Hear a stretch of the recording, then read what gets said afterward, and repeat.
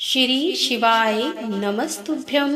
श्री शिवाय नमस्तुभ्यं। राधे राधे दोस्तों, जय श्री कृष्णा। आप सभी भक्तजनों पर भोलेनाथ की कृपा बनी रहे।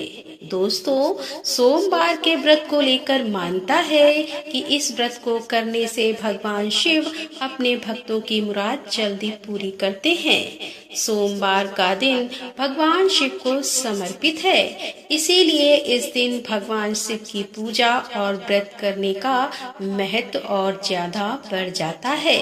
यदि आप सोमवार के व्रत करते हैं तो आपको सोमवार व्रत कथा पढ़ना बेहद जरूरी है, क्योंकि इसके बिना आपका व्रत अधूरा माना जाता है। तो आइए सुनते हैं सोमवार की व्रत कथा। एक बार किसी एक नगर में एक साहूकार था। उसके घर में धन की कोई कमी नहीं थी, लेकिन कोई संतान न होने के कारण वह बहुत दुखी था।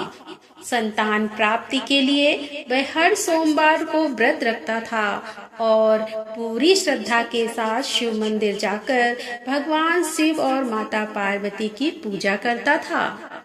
उसकी भक्ति देखकर एक दिन माँ पार्वती प्रसन्न होकर भगवान शिव से साहूकार की मनोकामना पूर्ण करने का निवेदन किया।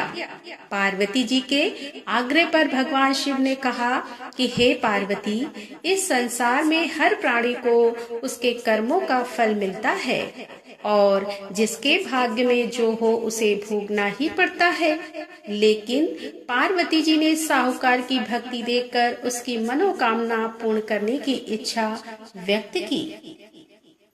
माता पार्वती के आग्रह पर शिव जी ने साहूकार को पुत्र प्राप्ति का वरदान तो दे दिया, लेकिन उन्होंने बताया कि यह बालक 12 वर्ष तक ही जीवित रहेगा। माता पार्वती और भगवान शिव की बातचीत को साहूकार सुन रहा था, इसीलिए उसे ना तो इस बात की खुशी थी और ना ही दुख था। वह पहले की भांति शिव जी की पूजा करता रहा।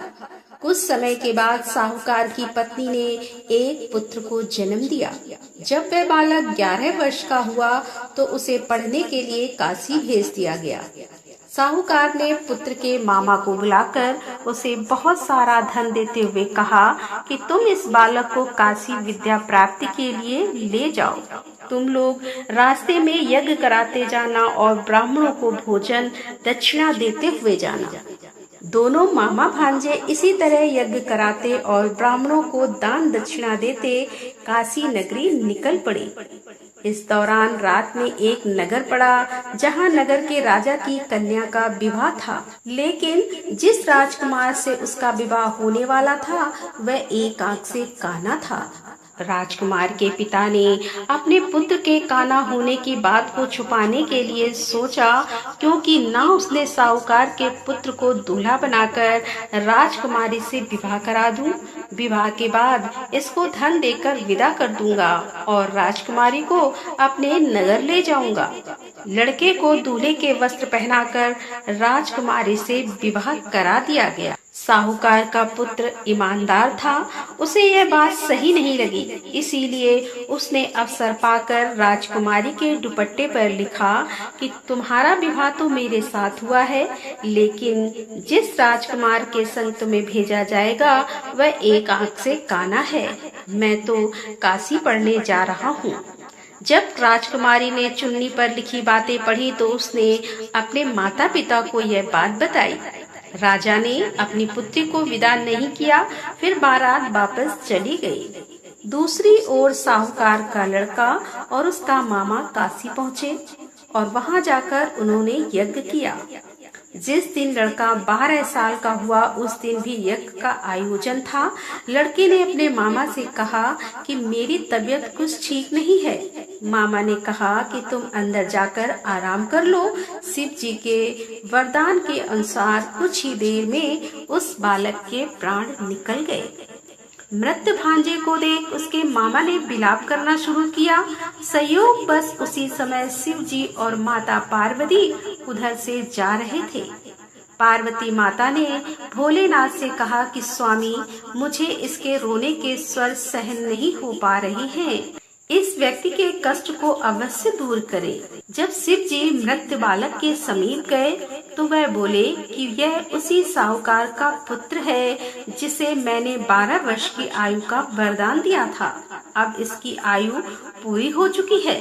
लेकिन म्रात भाव से विभोर माता पार्वती ने कहा कि हे महादेव, आप इस बालक को और आयु देने की कृपा करें, अन्यथा इसके वियोग में इसके माता पिता भी तड़प तड़प कर मर जाएंगे।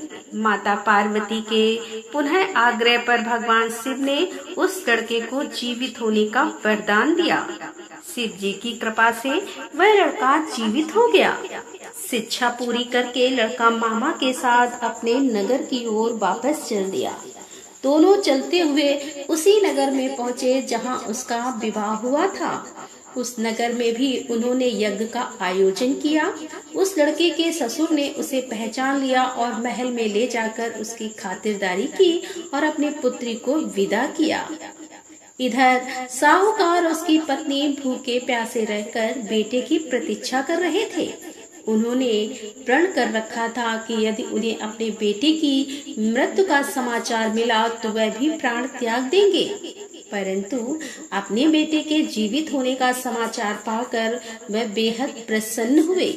उसी रात भगवान शिव ने साहूकार के स्वप्न में आकर कहा कि हे श्रेष्ठ जी, मैंने तेरे सोमवार के व्रत करने और व्रत कथा सुनने से प्रसन्न होकर तेरे पुत्र को लंबी आयु प्रदान की है। इसी प्रकार जो कोई सोमवार व्रत करता है या कथा सुनता है और पढ़ता है, उसके सभी दुख दूर होते हैं और सभी मनोकामनाएं पूरी होती हैं। तो बोलो शंकर भगवान की जय, बोलो माता पार्वती की जय। तो दोस्तों, कैसी लगी आज की ये कथा?